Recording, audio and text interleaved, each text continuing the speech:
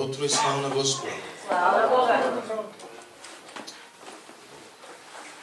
Радвам се, че не сте препили, не сте прияли, сте тук тази сутрин. Защото, да ви кажа, ние християните сме много свободни. На празници не идваме на църква, качваме във Фейсбука най-различни клипове с играния, хореиграния, тук стоим като дървета. И когато дойде, примерно както празнувахме на 25-ти, беше петък, и хората вече задават въпроси в неделя, ще има ли църква, като че ли ни омръзна вече? Омръзна ни. Ако може по-рядко да имаме служби.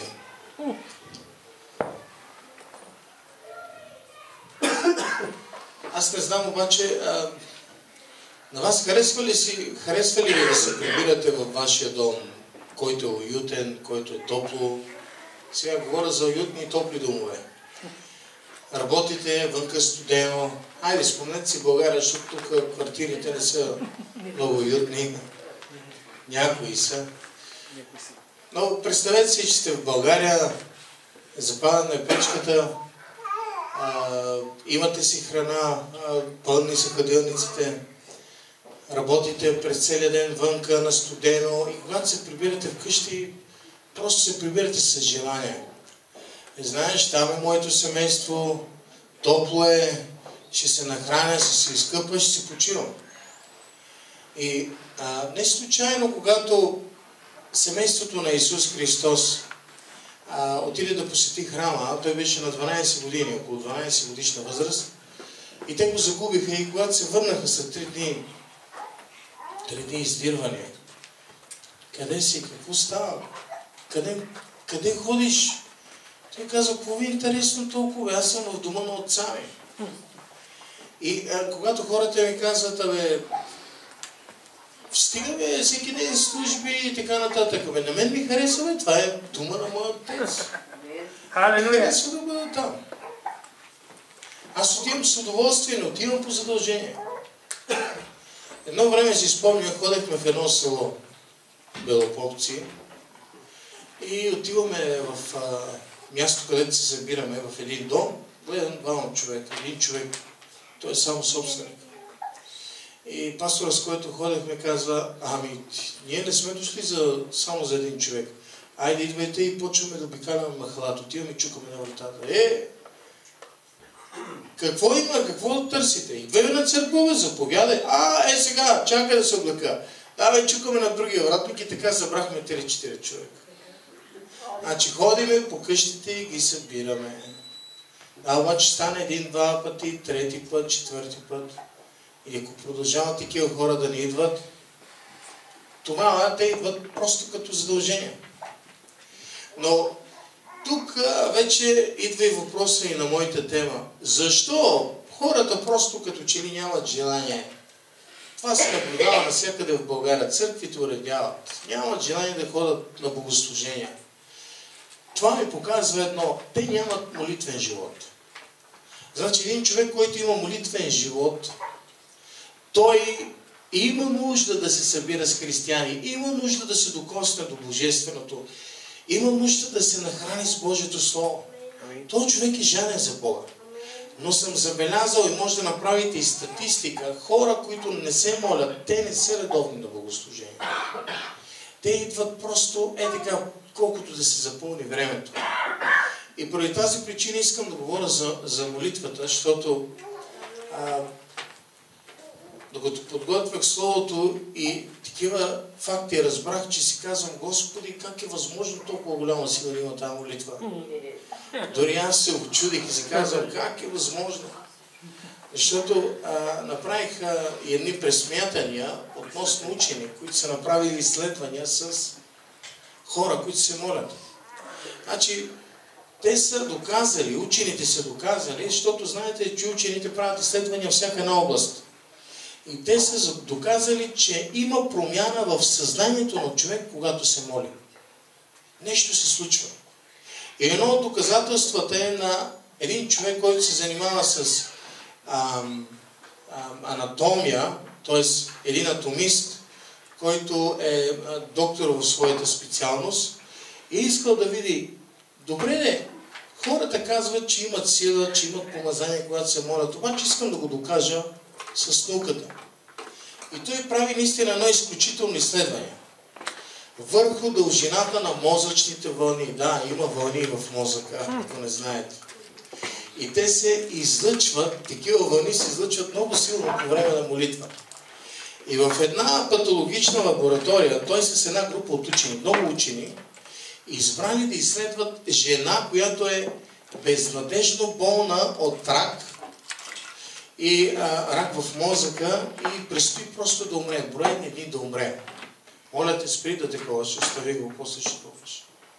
Идеята им е била да установят какво става на повърхността на мозъка, т.е. на мозъчната кора, в момента, в който жената преминава от смърт, т.е. преминава този свят в смърт, но по време на молитва. Свържили жената там с някакви жици, поставили много интересно, поставили микрофон, така че от съседната стая да чуват всеки един звук. И на основния инструмент е била монтирана, нали, там където се чува звука, една стрелка. Вие сте виждали на колите на оборотомерите, как се движи стрелка, която е била в бездействие. Обаче, когато започва нещо да се случи в мозъчната вълна, започва веднага да се движи. И нулата била точно в средата. От лявата страна на градуираната плоскост имало 500 подразделения за отрицателните вълни, а от дясната страна на нулата имало също така толкова подразделения за положителните вълни. Значи нулата така по средата и от лявата отрицателните вълни, от дясната положителните вълни. И когато се моли, те искат да видят сега стрелката на къде ще отиде. И в последните минути от живота си, жената започнала горещо да се моли. Молила се и изследователите просто останали без дъх. Защото това предизвикало силно чукане на апарата и стрелката показвала крайния предел в дясно и се блъскала в ограничител. Тя така се блъска. И те казват, ние имахме само такъв апарат, с такова обозначение, ограничителен апарат. Ако имахме по-голям апарат, ще бъде още по-голяма силата. Те ще да покаже много повече възможности. И те установили, че мозъка на тая госпожа, макар на смъртно легло, в процес на молитва, слушайте сега, излъчва енергия 55 пъти по-голяма, отколкото излъчва една радиостанция от 50 киловата, която е способна да изпрати послания около цялата Земя. Сега направих едни изчисления и пресметнах 55 по 50 и се получи числото 2750 киловата. Има излъчване на молитва, която са успяли да я хванат изследователите. Сега, ако не ви говори нищо 2700 киловата, 750 киловата, ще ви кажа, че това се равнява на 2 милиона 750 хиляди вата. Сега, ако не ви говори това нищо, поне мъжете обичат коли и знаят конски сили, това се равнява на 3738 конски сили. Една молитва. Сега, това става въпрос за един човек. Ами я пресметнете, когато вие сте двама в семейството и се молите. За това скоро се става въпрос. Ами аз си представете, когато сте 20 молителя на молитвеното. За какви конски сили и за какви нотки става въпрос? Алелуя! Ето, за това се казва, само малко зърнце да имаш вяра и ще преместиш планината. Защото тук вече има много голям заряд, много голямо електричество, много голяма сила. И хората казват, ама чакай сега, защо трябва другите хора да паднат? Ами дай аз да те удара с 2750 киловата и да ви ще станеш на трепата.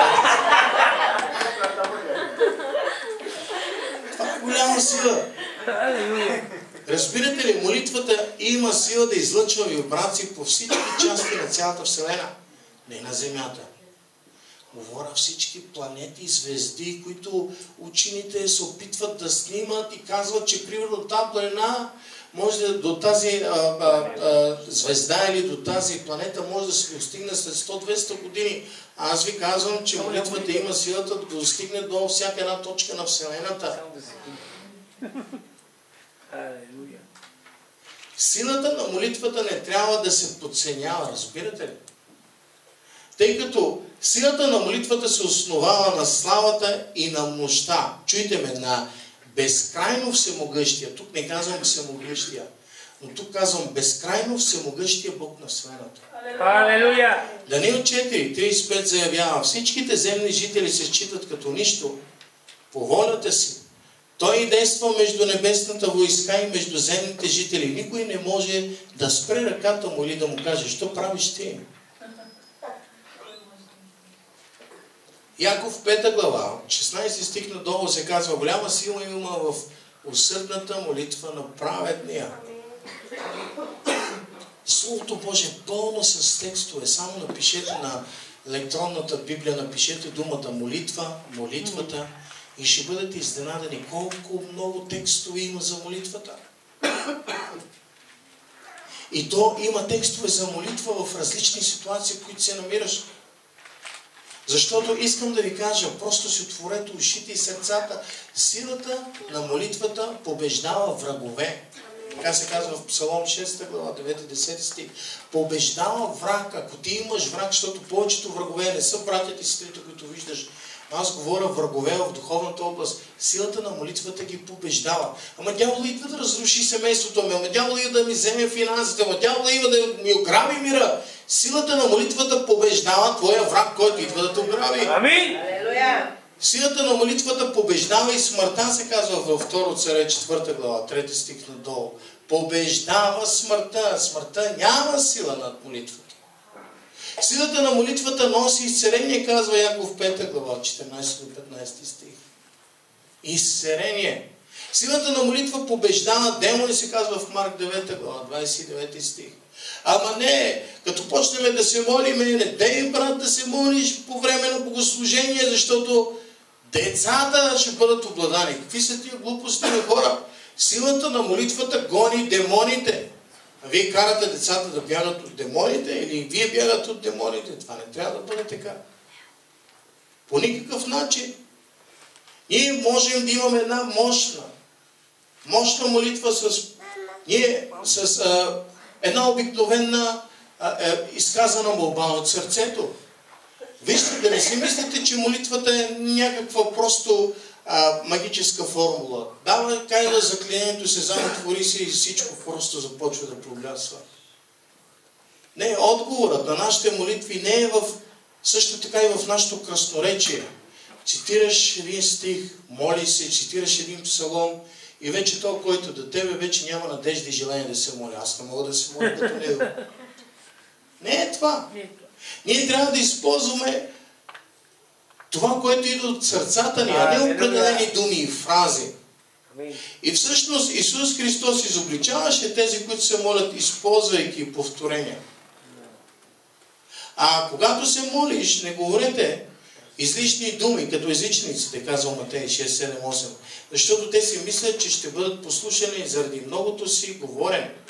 И тъй, не бъдете като тях, защото Отец ви знае, от що се нуждаете, преди вие да му искате. Амин. Молитвата всъщност е общуване с Бога. Молитвата е разговор с Бога. И аз много пъти се чудвам. Чуда се. Добре, не искате ли да говорите с Бога? Дай да отидем да пиеме кафе, излизате, пиете кафе, с колегите разговаряте. Добре, защо не разговаряте по 10-20 минути с Бога? И всичко това, което трябва да направим е първо да му кажем колко велик, колко прекрасен е, че това е на първо место. И след това да му кажем: Господи, имам нужда от Теб, семейството ми има нужда от Теб, имам нужда от Твоята свръхестествена сила. Алелуя. Ето за това се казва в Псалом 107, 20-30. Тогава викат към Господа в бедствието си, и Той ги извежда от отесненията им. превръща бурята в тишина и вълните й отихват. Тогава те се веселят, защото са отихнали. И така той ги извежда на желанието от тях пристанище. Има сила в молитвата. Амин. Да те изведе Господ на желаното от теб пристанище. Амин.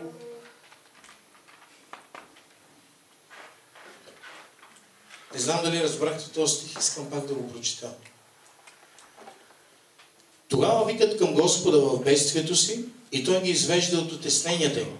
Превръща бурята в тишина и вълните й отихват. Тогава те се веселят, защото са отихнали, така той ги завежда на желаното от тях пристанище. Сега, дори в България да не сте ходили на море, тук няма как да не сте ходили. Или поне сте виждали море. И знаете, че, или сте чули, че при мъртво течение човек много лесно може да се отдави, колкото и добър пловец да бъде. Просто вълните го дърпат, той не може да се съпротивлява и е безсилен от силата на вълните. Представете си обаче сега, че вашия живот е в едно малко корабче, тия рибарските корабчета. И се движи това малко корабче с двигател Ямаха по дължините на морето.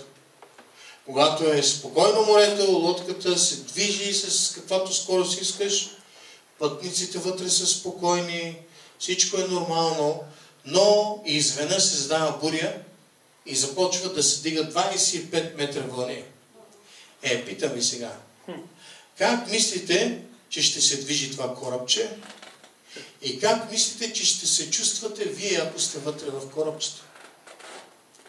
Ако не се предприеме нещо незабавно, вълните ще бъдат катастрофални и никой няма да оцелее.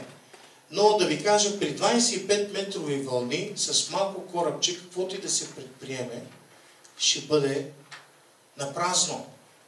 Да, обаче, Господ казва, каквото и да предприемете, макар че може да бъде погибелно за вас, аз мога да ви дам разрешение, за да не се случи тази неизбежна катастрофа. И разрешението е, че хората, когато почнат да викат към мене, в своето бедствие, в своя проблем, в своята голяма трудност, макар че не се вижда никаква алтернатива за решение, а ако те го направят тези хора, Бог казва, аз ще ги изведа от отеснението им и ще превърна бурята в тишина и ще накарам вълните да отихнат. Тоест, Бог казва, че ще почне да заповядва на природните бедствия да се успокояват. Човека няма тази сила. Това означава, Бог ще се движи не според силата, която има човека, но според своите възможности. Божиите възможности са безкрайни. Тоест нямат край, т.е. нямат ограничения. Силата на молитвата не е в резултат на човека, който се моли. По-скоро силата се намира в Бог, на когото се молим. Халелуя. Ти можеш да се молиш и на Буда. Ти можеш да се молиш и на Мохамед. Не. Искам да ви кажа, силата има Исус Христос и когато ти се молиш на Него, черпиш сила. Той ти дава сила. Халелуя. Първо Йоанна 5 глава, 14-15 стих ни казва, и увереността, която имаме спрямо Него е това, че ако просим нещо по Негова воля, Той ни слуша и като знаем, че ни слуша за каквото и да му попросим, знаем, че получаваме това, което сме просили от Него. Когато говорим за отговорена молитва, винаги се сещаме за пример. Родител и малко детенце. Когато отива малкото детенце и почва да се мила на баща си, целува баща си и му казва, татко, обещавам, че ще бъда най-доброто дете. Всичките домашни ще се пишат на време. Няма да имам двойки и ще имам само хубави оценки. Ще си подреждам стаята. Ще бъда най-послушните от всички деца. Бащата какво казва? Я да видим малко, дали след една седмица ще издържиш на обещанията. И ако наистина детето се справя добре, подрежда си стаята, пише си домашните, за бащата ще му бъде радост и удоволствие да му купи един хубав подарък. Но сега представете си две деца, които се бият помежду си, дърпат си мечетата, бият се в детската стая, започват да се завиждат, започват да се мразят, започва да има една нетърпимост между тях и всеки един от двамата иска бащата да купи подарък на единия, т.е. на другия да не купи, защото другия е по-добър, защото другия е по-праведен. В такава ситуация това са ваши деца. Как ще реагирате? Ще купите на единия подарък или ще купите и на двамата подарък? Естествено няма да им купите нищо преди да ги помирите. Чуйте ме сега, слушайте ме внимателно. Нищичко няма да им вземете преди единия да прегърне братчето си, да го целуне, да му се извини, да си наведат главите, да си простат. Иначе знаете, че ако им купите подарък, те утре други ден пак ще се избият. Утре други ден пак ще се карат. Утре други ден пак ще могат да ви манипулират. И им казвате, няма да купам нищо на нито един от вас, докато не се помирите. Сега, ценка и си казваме, бре, и тия деца колко са лоши, бре, и то баща, наистина строг, така, трябва да се постъпи. Така. Ами сега ние може да бъдем в една църква. Може да бъдем в едно хваление. Може да бъдем в едно служение. Обаче, ако ти имаш нещо против брата и сестра си и се молиш, като очакваш Господ да чуе твоята молитва, каквато и да бъде тя, и очакваш по време на молитвата Господ да направи нещо за теб, ще го направи ли? Чудиш ли си защо се забавя? Чудиш ли си защо няма отговор? Чудиш ли си защо не се случва нещо? Защото този негативизъм, който имаш спрямо брат или сестра,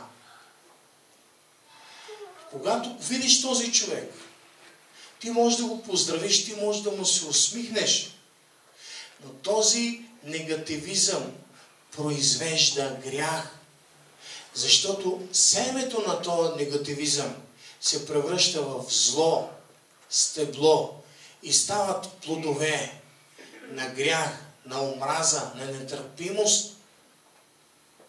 Щом той е в тази църква, аз не искам да идвам. Щом той е в това молитвено, аз не искам да идвам. Щом той е в това хваление, аз не искам да идвам.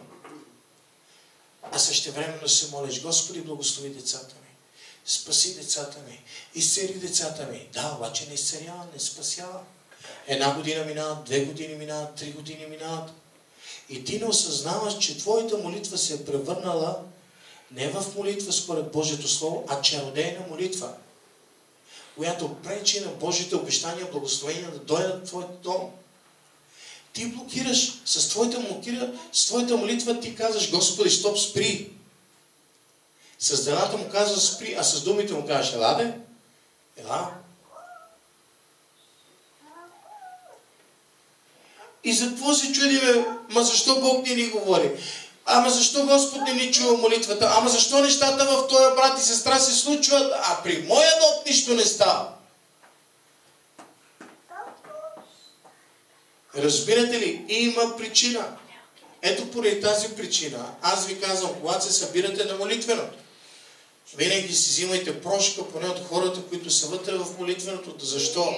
Защото не можеш да кажеш, Господи, благослови това молитва, благослови тези хора, а пък ти мразиш този човек и се едно му чародеса. Бог да те благослови! Като му кажеш, Бог да те благослови, се едно си го проткрил направо. Направи го от сърцето си. Когато идваш в Божия дом, когато започнеш да се молиш, изпитай себе си. Чакай сега, аз имам ли нещо против брат и сестра? Аз имам ли зъб на някой? Аз карал ли съм се с някой? Не бързай да седеш на молитва. Първо започни да прочистваш умът си, за да могат да се съборят всички тия крепости и молитвата ти да бъде точно тази сила, тази енергия.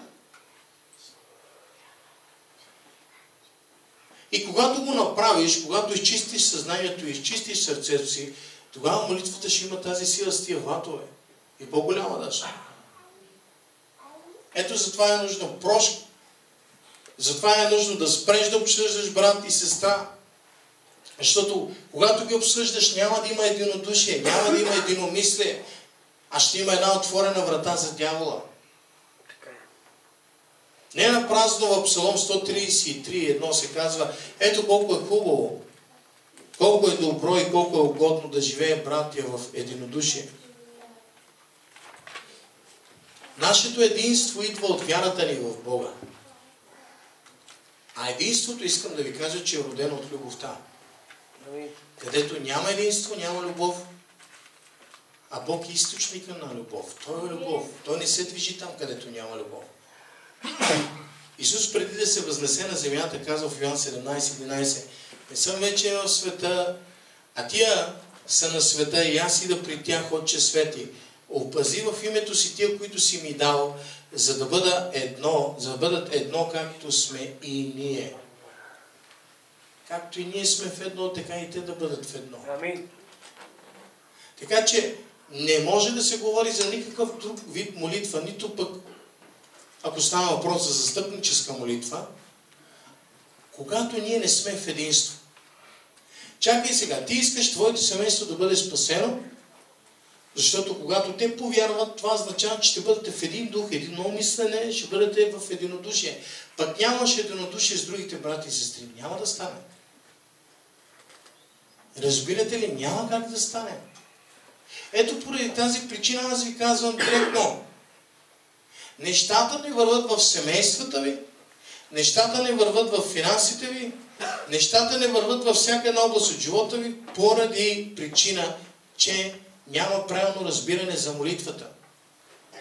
Молитвата не е да успокоиш съвестта си. Господи, аз се помолих, сега всичко е наред.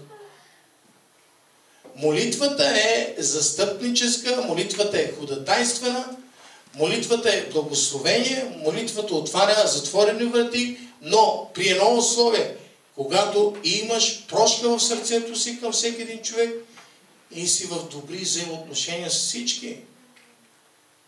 Библията казва: обичайте враговете си. Как ще обичам врага си? А иначе да, аз изпълних моя ритуал. Молих се половин час на ден. Това е ритуал. Застъпническата молитва е молитва за другите. Застъпник е този, който заема мястото на друг или защитава друг. Сега виждаш твоя брат. Ето, виждаш твоя брат. Ела, виждам го, че той е сгрешил. Той е служител. Айде, работиме на една работа в автомивката. И виждаме, че той, както мие колата на един клиент, чупи огледалото. И двамата сме работници. И сега, аз знам, че шефа ще му отреже от заплатата, ако не се разбере кой е виновник. Да, обаче застъпничеството е да застанеш на негово място. Много интересно е. Тук вече винаги има аз да съм добре, всичко да бъде окей, но искам да ви кажа, приятелството е преди всичко. И когато стане въпрос за застъпничество, когато дойде шефа и започне така и така, ти чупил гледалото, ще ти изгонят работа. Не само ще ти зарежа парите, ще ти изгонят работа. Обаче аз стана и казвам: чуй сега, и двамата миеме колата, и двамата бързахме, така че колкото той е виновен, макар че го чупи, и аз съм виновен, защото не му помогнах. Това сега започвам да се застъпвам за него. И тогава шефа, когато чуе, че аз се застъпвам за него, ще каже: бри, тия големи приятели. Ама ако дойде още трети човек и той се застъпи за него, и тогава ще как го изгона, това трябва да изгоня и всичките. Сега разбирате ли, когато се застъпят за един човек хората, тогава вече и най-голямият враг няма сила на тебе. А ние какво правим? Виждаме в един човек грях, виждаме, че не върви добре, виждаме, че еди какво се прави, и вместо да се застъпваме, ние го настъпваме. И се качваме отгоре му. И почваме да скачаме на него. Да се застъпиш, това е застъпническа молитва. Едно проучване от Библията определя ходатайството като, чуйте, свещена постоянна молитва с вяра. Халелуя. Чуйте сега, свещена, постоянна молитва с вяра, при която някой вика към Бога от името на друг или други, които отчаяно се нуждаят от намесата на Бог. Значи, това може да стане и с твоето семейство. Синът ти, дъщеря ти въобще не идват на църква, не ги интересува Господа, обаче ти вместо тях заставаш и започваш да викаш: Господи, смили се, Господи, смили се, Господи, смили се. Господ казва: добре, аз ще се смиля. Спомняте ли си притчата за този, който дължеше някъде около 1 милиард евро? И когато го срещна този, който му даде парите, му каза: прощавам ти всичко. Тръгвай си, няма да продам семейството си. И човека си тръгва, радостен, 1 милиард евро му простил, среща един друг човек, който му дължи 10 лева. Защо не ми даваш 10 лева? Бе? Айде всичките в затвора. И какво казва богаташ? Като го видял какво направи, каза: о, така ли? Изкарал бедният човечец и му казва: сега ти ще стоиш, докато си платиш всичките дългове. И ще предам на мъчителите. Сега, много е важно, когато се застъпиш за своето семейство, да се покаят. Да имаш добро взаимоотношение с всички хора около себе си. Защото молитвата ти няма да има пробив. Ти не можеш да мразиш брата си, който си видял, пък да кажеш: обичам Господа, който не си видял. Ти не можеш да се молиш за твоето семейство и да казваш: това е моето семейство, плът и кръв, като Божието Слово ти казва, че всички са твое семейство. Разбирате ли как мислим и разбирате ли, че не знаем правилно да се молиме? А ние сме много кръстоночи. Твоята слава, Твоя престол, ходатайстваме, викаме, така.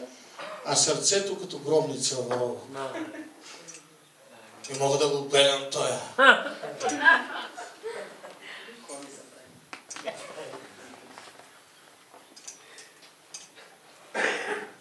Ние сме призовани за служение на застъпническа молитва като свещеници на Бога. Искам да ви кажа, всички сме призовани. Само, че едни по-рано го осъзнават, а други, може би, по-късно или въобще не го осъзнават. Словото на Господа заявява, че ние сме свято свещенство в 1 Петрово 2.4. Божието Слово казва, че ние сме царско свещенство в 1 Петрово 2.9.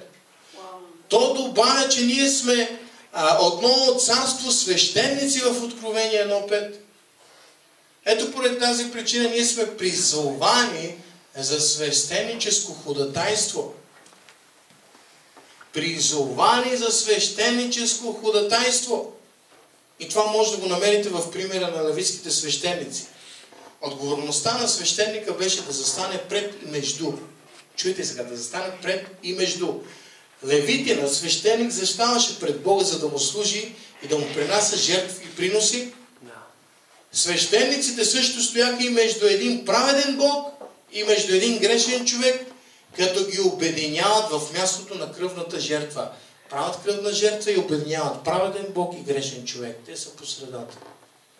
Сега Исус събира грешния човек в Новия Завет и праведния Бог Отец заедно на едно място чрез своята кръвна жертва за грях.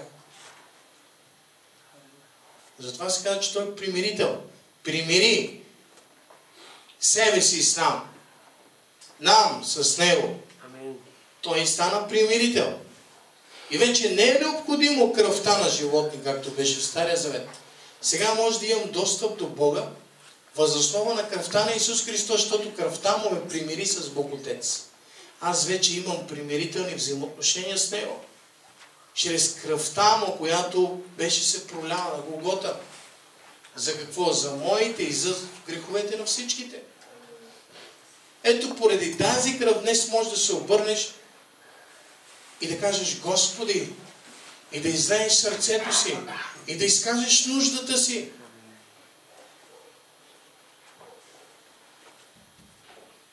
Виждали сте кенгуру? Нали? Кенгурото носи детенцето си в една турбичка. И бебенцето е много спокойно, само си подига главичката и тък поскача. Сега, има много хора, които са точно такива кенгурата. Защото са свикнали някой друг да се моли за тях. Аз ги казвам духовни кенгурата. Значи време да излезеш от тази турбичка и да почнеш да се молиш. Моли се за мене. Сега ще дойде еди кой си от България и тогава идвам на църква. Получават изцелението и никакви ги няма. Ама еди какво си? И аз питам, понякога съм питал хора, добре ли, кога ти най-после ще се молиш? Аз мисля, че моята молитва няма сила. Виждате ли каква е лъжата на дявола? Аз мисля, че аз като се моля, Бог няма да ми чуе молитвата. Може би днес има такива хора. Си мислят, аз мисля, че ако се моля сам, Бог няма да ми чуе молитвата. Ама ако викна тоя брат, тая сестра, край, всичко е перфектно. И разбирате ли сега как? Вместо Исус да вземе първото място, взема го човека. И после казваш, защо пък не става? Не се получава формулата.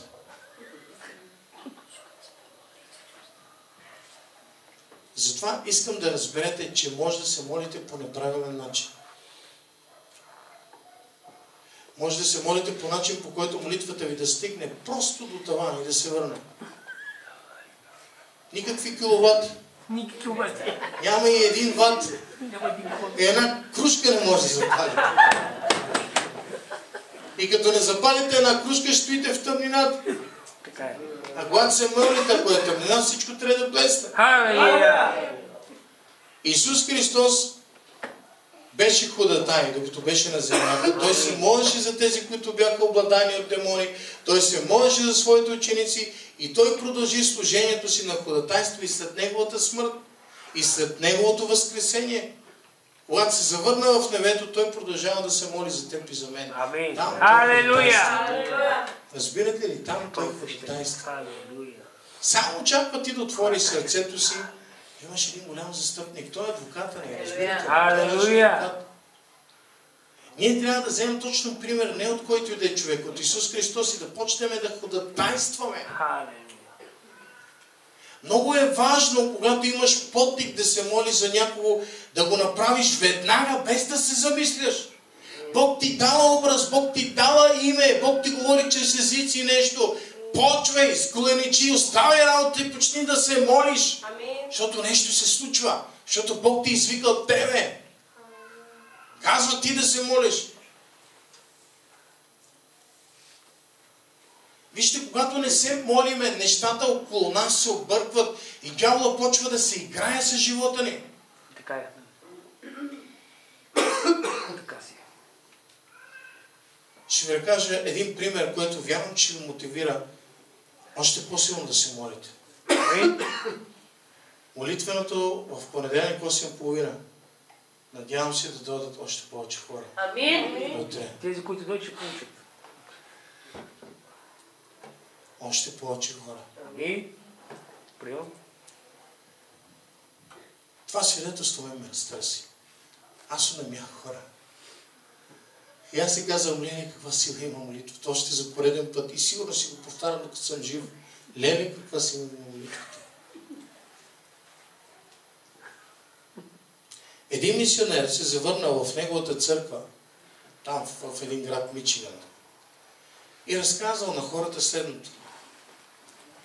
Докато служих в една малка полева болница в Африка, във всеки 2 седмици аз пътувах с колело през джунглата, за да купувам материали и лекарства от съседния град. Пътуването ми отнемаше 2 дни. Трябваше да нощувам някъде в джунглата на половината път. Веднъж като отидох от града, планирах да изтегля пари от банката, да купя лекарства и други необходими неща.